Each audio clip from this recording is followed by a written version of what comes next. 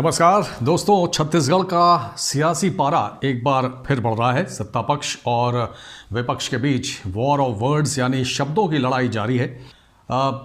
कमाल की बात यह है कि मुख्यमंत्री भूपेश बघेल ने अभी थोड़े दिन पहले ही भिलाई में महंगाई के खिलाफ केंद्र सरकार पर निशाना साधा और साफ तौर पर कहा कि जनता महंगाई की मार से पिस रही है, लेकिन मोदी सरकार को कोई फर्क नहीं पड़ता।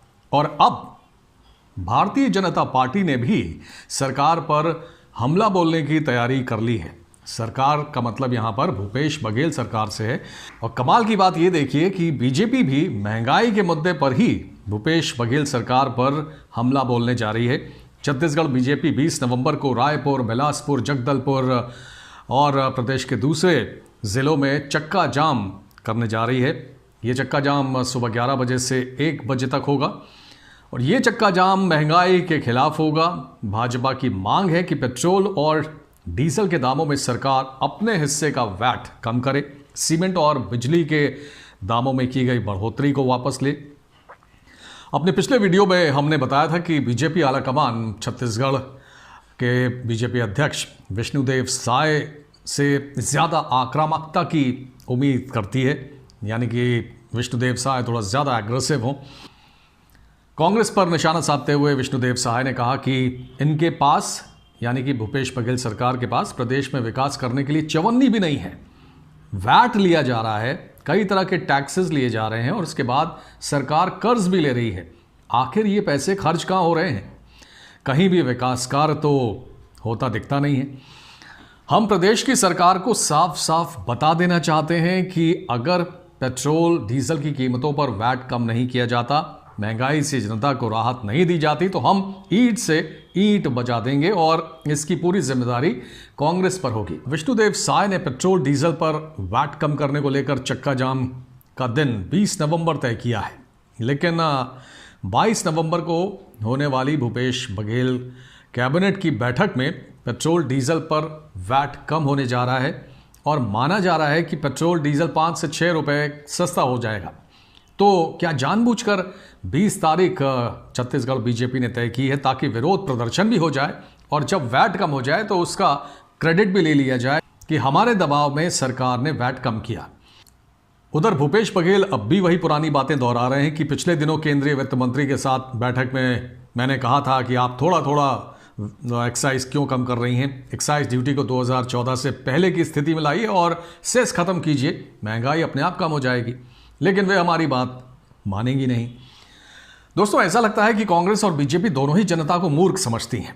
महंगाई केंद्र और राज्य सरकार दोनों की वजह से होती है। ये सही है कि खाने का तेल और पेट्रोल डीजल महंगाई में बड़ी भूमिका निभाते हैं।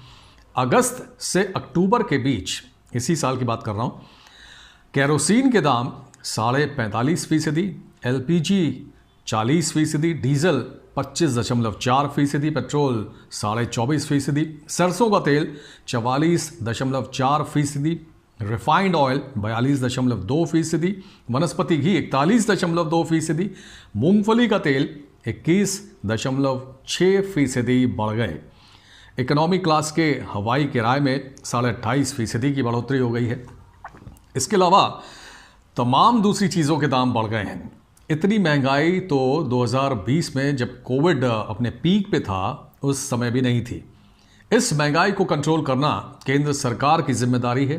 बीजेपी सीमेंट के दाम कम करने की बात कर रही है, लेकिन सीमेंट के दाम ट्रकों की हड़ताल की वजह से करीब 360 रुपये तक पहुंच गए थे और अभी हड़ताल जब वापस हो गई है तो दाम अब 300 रुपये पर आ गए और माना जा रहा है कि अगले कुछ दिनों में ये 280-285 तक पहुंच जाएंगे। हाँ, सरिया के दाम ज़रूर बढ़े हैं। तो दोस्तों, अब समझ नहीं आता कि महंगाई को लेकर बीजेपी क्यों बघेल सरकार पर निशाना साधने में लगी है, जबकि कटघरे में वो खुद खड़ी है और ईंट से ईंट बजाने की धमकी दे रही है। राज्य सरकार के हाथ में देखिए ज़्यादा कुछ नहीं है, क्योंकि महंगाई बढ़ाने वाले मेन कंपोनेंट्स हैं, उनका कंट्रोल केंद्र सरकार के हाथ में ही होता है।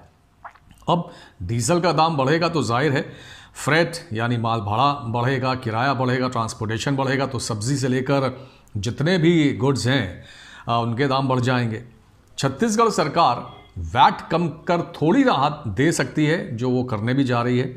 बिजली के दाम कम कर कुछ राहत दे सकती है, लेकिन सरकार को भी रेवेन्यू की ज़रूरत है।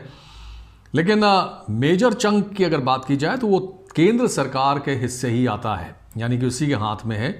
कहने का मतलब ये है कि महंगाई को लेकर बीजेपी और कांग्रेस जनता को मूर्ख बनाने में जुटे हैं, एक दूसरे पर आरोप लगाकर अपना राजनीतिक मकसद हासिल करने में जुटे हैं। लेकिन जनता समझदार है और जब उसको मौका मिलेगा तो वो सबक भी ज़रूर सिखाएगी। दोस्तों, आपको क्या लगता है, महंगाई को लेकर बीजेपी के चक्का जाम का कितना औचित्य है? अपनी राय कमेंट सेक्शन में ज़रूर दीजिएगा। बहुत बहुत धन्यवाद। जय हिंद।